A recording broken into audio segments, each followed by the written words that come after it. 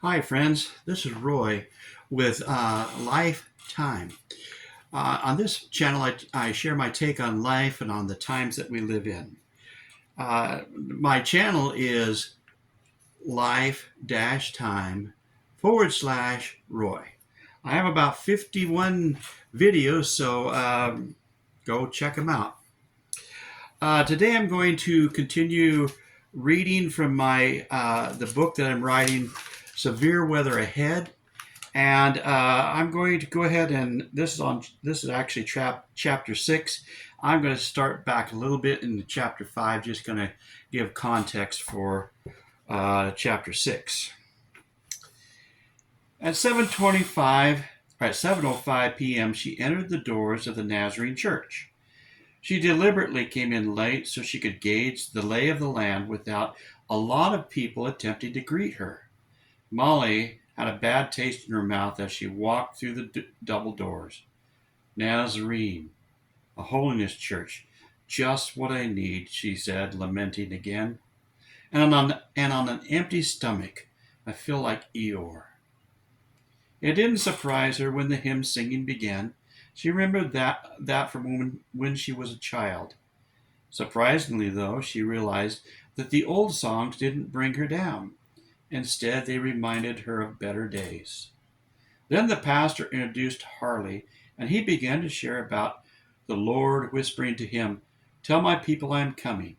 He said, back then there was not a lot of things happening that would indicate the Lord's coming was any closer than it had ever been.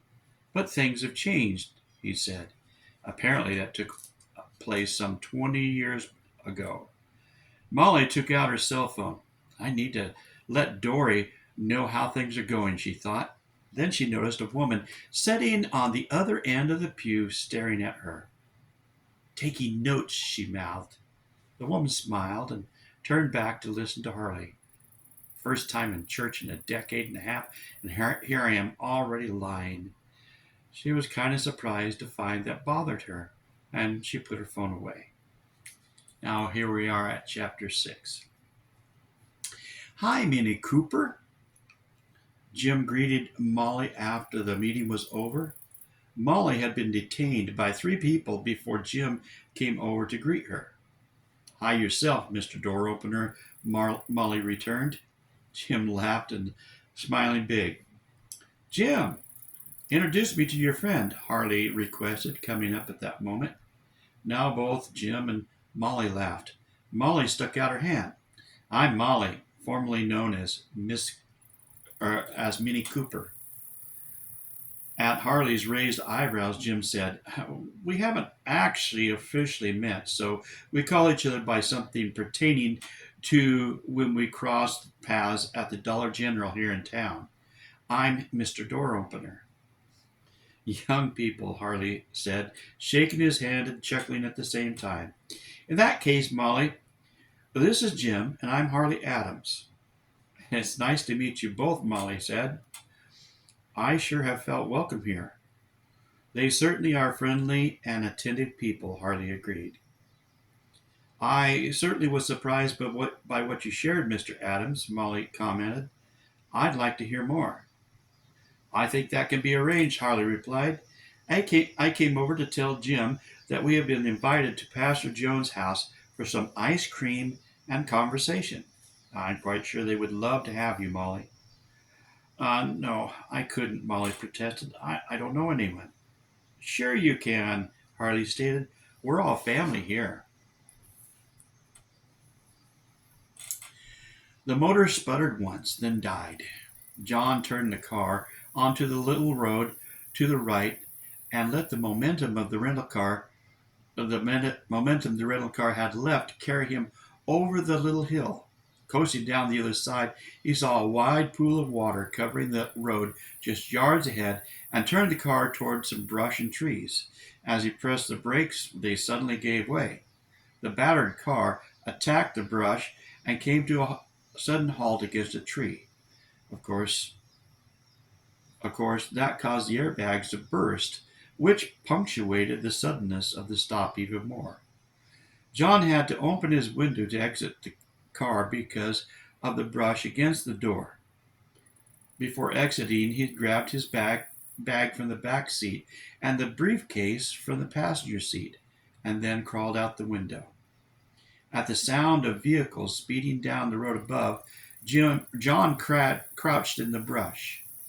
When their sounds faded away, he pushed his way toward the back of the car. The trunk had come open at impact, and John soon saw why. A bullet had smashed the lock, but from what John could see, more, more than a dozen holes perforated the back of the car, taking out the back window, leaving 3 holes in the windshield.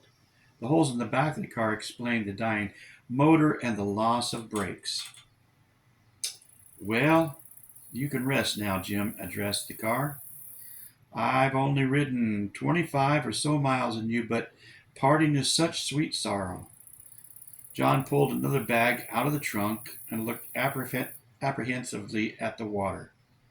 Oh, well, John mused, it's hot out here, and I will soon be glad for the dip in water. John reasoned as he waded forward. I wonder how deep this is. Whoa! Pierced the air as he tripped over something unseen in the water and face planted in the large puddle. Of all the luck, John sputtered as he pushed himself upright. You've got to be kidding, he complained as he gathered himself and his bags and began to trudge once again through the now dirty water. I've got to get a new job, he grumbled.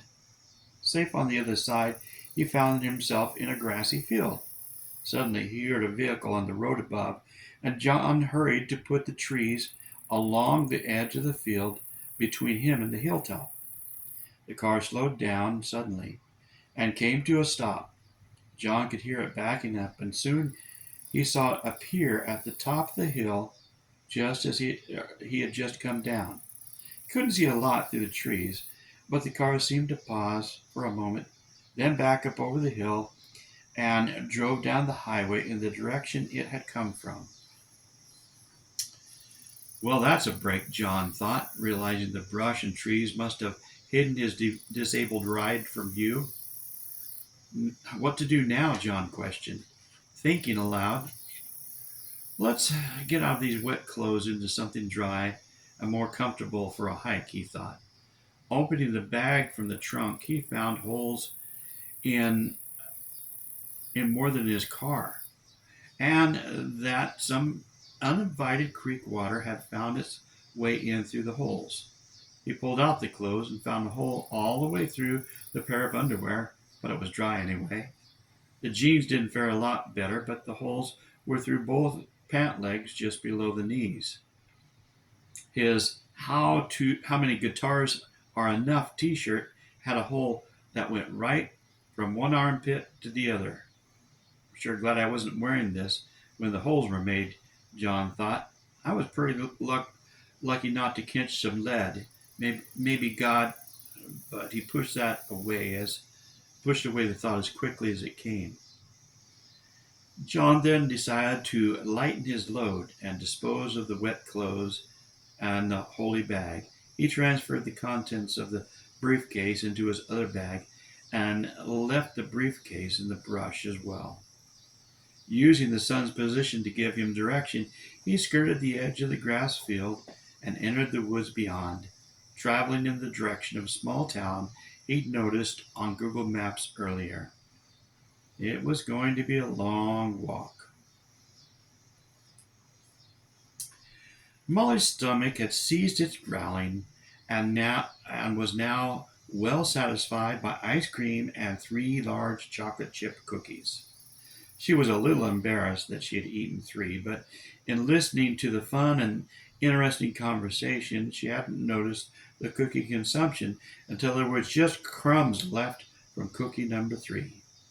Mrs. Jones, the pastor's plump wife, seemed to take it as a compliment to her cooking, though. To cover up for the cookies, Molly asked, Mr. Adams, you mentioned the breaking of the seals. I'm not sure I understand what that means. I'm with you on that, Molly. I haven't really studied Revelation, so could you expound on that a bit, Harley? Jim asked. Well, I'll give you a basic rundown. You remember that I said that there were three series of seven events each in the book of Revelation. Some think that one or all of these series are just repeating information. I believe that belief comes from not actually looking at the material diligently. If you don't, there could be a tendency to lump things that sound similar together when they are actually quite different. I find that all three series are different from each other and that they happen in the order they are written. The first series is the breaking of the seals on a scroll. The second, the blowing of trumpets. And the third, the pouring out of bowls. The events in the seals seem to be man against man actions, or at least caused by humans. The trumpets are definitely what we would call acts of God against mankind, but they are limited acts. The bowls or vials, depending on the translation you use, are acts of God's wrath where he does not hold back. Harley paused for a moment, then went on. The seals are on a scroll, and there are seven seals, just as there are seven trumpets blown and seven bowls poured out. Normally, a scroll might have one wax seal on it, or more important ones might have two or even three. But here we have a scroll with seven seals on it. Thus, this would be a very important scroll containing an important message or announcement. Also, it would seem urgent that the scroll was open and there was only one person worthy of breaking the seal and opening the scroll, which was Jesus, because he overcame the world. With the breaking of the scroll of each with the breaking of each seal on the scroll, we see an action being released. In the first seal, we see a white horse with its rider, who is a conqueror bent on conquest. He holds a bow and has a crown and rides out to conquer. With the breaking of the second seal, we see a red horse whose rider is given power to take peace from the land and cause men to fight each other. Next comes a black horse, and he's got a set of scales and says it takes a day's wages to buy a quart of wheat or 3 quarts of barley. Basically, famine rages throughout the land. The fourth is a pale horse whose rider is called Death, and Hades, the place of the dead, was following close behind. Basic, they were given power over a fourth of the earth to kill by sword, famine, and plague, and by the wild beasts of the earth. A quarter of the earth, repeated Jim, shaking his head. If that were to happen today, that means 2 billion people would die. Do you believe that, Harley? Molly questioned. Yes, I do, Molly, Harley admitted solemnly. And what's more, I believe we are well into the breaking of the seals right now. Well, we have a conqueror, Pastor Jones put in, maybe two or three. We have war, with peace taken from the earth, added Jim. I have heard that to the Jewish people, the word for earth also refers to the land of Israel. Thus, peace being taken from the land of Israel, Harley explained. That it certainly took place in that invasion of Israel some time back, Jim reflected. Famine and plague are certainly with us, Pastor Jones' wife, Nancy, put in. But Harley, doesn't the Bible say these things will happen, but it's not the end yet? It certainly does, Nancy. But God's chosen people are back in the land now. That makes a real difference, Harley explained. Now the battle of Gog and Magog, found in the book of Ezekiel, and the building of the third temple can now happen, but could not happen in the previous 1900 years.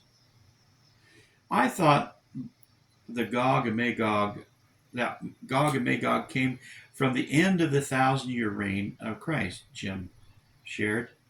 We know we aren't in the 1,000-year reign of Christ. That's half right, Jim, Harley corrected.